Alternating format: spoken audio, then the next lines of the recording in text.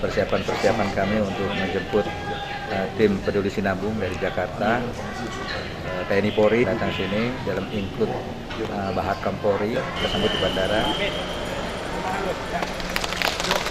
Dan kegiatan ini adalah kegiatan Baksos peduli Sinabung tahun 2017 dan pembangunan atau pengembangan rumah belajar yang merupakan mimpi kita dalam membantu anak-anak atau remaja atau pemuda yang korban daripada erupsi Gunung Sinabung. Ya, semoga kegiatan ini mulai hari ini, besok, dan lusa akan berakhir. Dan Bapak Kapolda dan beliau akan melihat kita di sana. Hadir di sini untuk melihat pemasaran bagaimana nanti partisipasi polisi terhadap saudara kita yang sedang mengalami bencana ini. Melala si katakan bujur man Bapak Riki Wakano, ras Bapak Hansen. Penampa tindu ras kepedulian man kami Tanah Karo, terutama kami korban letusan Gunung Sinabung.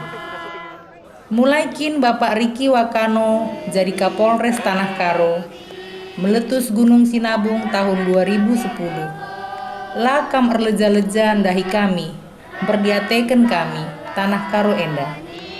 Sampati kami Bapak, perjuangkan dumin kami, gelah banci kami datken lahan ingan kami nuan-nuan, ras rumah ingan kami tadi, gelah banci dalani kami kegeluhan kami, bagi Simbarenda, bujur Bapak. Jadilah naik terang.